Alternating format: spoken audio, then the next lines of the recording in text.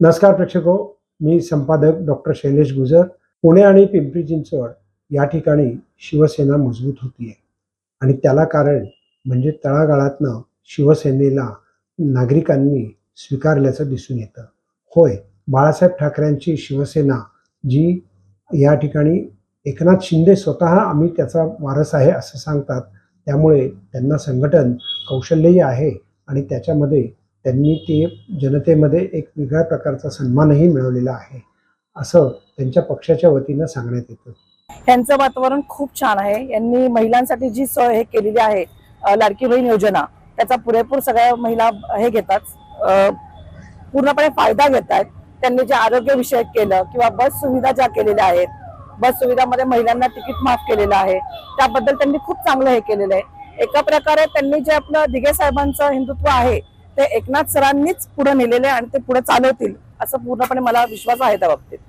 उमेदवार सगळे चांगले आहेत, आपल्या सगळ्या कार्यात भाग घेतात, पुढे पुढे कामं चालू केलेली आहेत. पाण्याची सुविधा वगैरे जे नवले पुलाला आहे प्रॉब्लेम्स आहेत ते सुद्धा त्यांनी चांगले प्रकारे पार पाडण्याचा प्रयत्न केलेला आहे. टँकर सुविधा आता पूर्णपणे बंद करणार याची त्यांनी शाश्वती सुद्धा दिलेली आहे आणि ती कमी प्रमाणात होत आलेली आहे, दिसून आलेली आहे मला. शिंदे साहेबांची जी पुण्यामध्ये महानगरपालिकेची जी निवडणूक लागलेली आहे त्या निवडणुकीमध्ये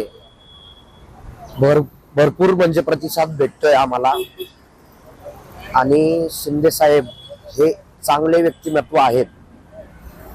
शिंदे साहेब जे बोलतात ते करतात आणि जे लाडकी बहीण योजना जी चालू केली ते शिंदे साहेबांमुळे चालू झाली आणि लाडक्या बहिणींच्या खात्यामध्ये या तारखेला येत्या 14 तारखेला 3000 रुपये शिंदे साहेबांनी खात्यामध्ये जमा होतील हे जाहीर केलं.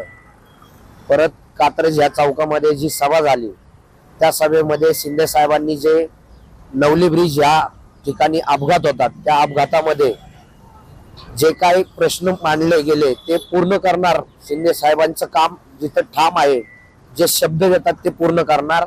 आणि येत्या 15 तारखेला निवडणूक आहे.